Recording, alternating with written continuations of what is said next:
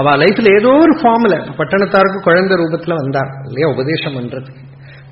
கேரளால ஒரு ப்ரொஃபசர் இருந்தார், ஒரு கொஞ்சம் வருஷம் முன்னாடி தான் போனார், பாலகிருஷ்ணன் பேர் அவருக்கு.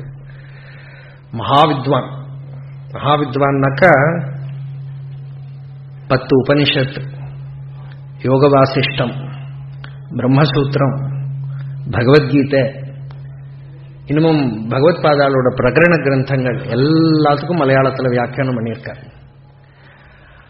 அதுக்கு அந்த வழியில வரத்துக்கு முன்னாடி அவர் யுக்திவாதம் கம்யூனிசம் எல்லாமே இருந்தார். கொஞ்ச நாளைக்கு ப்ரொஃபஸரா இருக்கிற போது ஒரு குழந்தை பிறந்தது, அரவிந்தன் பேர் அந்த பையனுக்கு. 7 வயசுல டெட்டனஸ் வந்து அந்த குழந்தை செத்து போறது. இதெல்லாம் அவரே என்கிட்ட சொன்னது. பெரிய மகா ஞானனிஷ்டரா இருந்தார். அந்த குழந்தை செத்து போறது சித்திர திருநாள் ஹாஸ்பிட்டல் திருவனந்தபுரத்துல அப்பாவை பக்கத்துல கூப்பிட்டு, அப்பா ஒரே தவிச்சுன்னு இருக்கார், அழுதுன்னு இருக்கார். குழந்தை போறதுன்னு தெரியும், அவ்வளவு பெயின்ஃபுல் அது. அந்த குழந்தை சரீரத்தை விடுறதுக்கு முன்னாடி அப்பாவை பக்கத்துல கூப்பிட்டு நம சிவாய ஜபம் பண்ணுங்க அப்படின்னு. எவரோ யுக்திவாதம் நாஸ்திகம் எல்லாம் இருக்கிறவர் அந்த டைம்ல அப்பாவை கூப்பிட்டு நம சிவாய. ஹாஸ்பிட்டல் எல்லாரும் பார்த்துட்டு இருக்கான். எல்லாரும் இதுக்கு 40 நிமிஷம் அந்த பஞ்சாட்சரத்தை ஜபம் பண்ணி கேட்டு சிரிச்சுன்னு சரீரத்தை விட்டலாம். அவர் என்கிட்ட சொன்னார், நான் படிச்ச படிப்புக்கெல்லாம் ஏதாவது பிரயோஜனம் இருக்கானா, இப்படி மந்தஹாசத்தோட மரணத்துல பிரவேசம் பண்ண முடியணும். சிரிச்சுன்னு சந்தோஷமா சரீரத்தை விட முடிஞ்சாதான் நான் படிச்சதுக்கு ஏதாவது பிரயோஜனம். இன்னையிலேருந்து இனிமேல வேற எந்த வேலையும் கிடையாது, வேதாந்த விசாரம் பண்ணி இந்த சத்தியத்தை அடைய வேண்டியது அப்படின்னு நிச்சயம் பண்ணினார். நல்ல பெரிய பலமான வேதாந்த ஸ்தம்பமா இருந்தார் அவர்.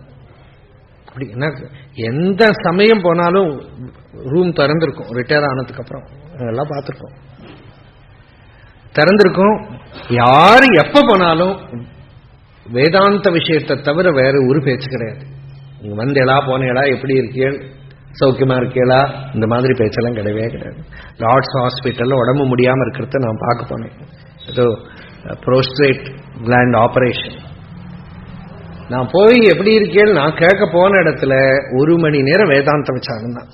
இந்த ரூமுக்குள்ள பிரம்மானுபவம் தான் இருக்கு, வேற ஒன்றும் கிடையாது. இருக்கிறது ஒரு வஸ்து தான், ரெண்டாவது ஒரு பொருளே கிடையாது. ஏகமேவ அத்விதீயம் நேகனானாஸ்தி கிஞ்சன.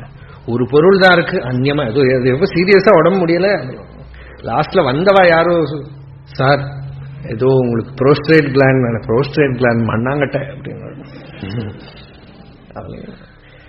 அப்படி இருந்தா அதுக்கு அப்போ அவர் சொல்லுவார், சிவன் அரவிந்தனா வந்து எனக்கு உபதேசம் பண்ணினார். அதனால அவரோட வியாக்கியானத்துக்கு எல்லாமே சிவாரவிந்தம் தான் பேரு. சிவன் அரவிந்தனா வந்து எனக்கு உபதேசம் பண்ணினார். எடுத்துக்கிற பாவம் இருக்கு பாருங்க. குருங்கிறது எங்க வேணா கிடைக்கலாம், சிஷ்யன் தான் கிடைக்க மாட்டான். சிஷ்யன் தான் கிடைக்க மாட்டான். அந்த சிஷ்யத்துவம் இருக்கே, அந்த எதையோ அதுல பாவம் வந்து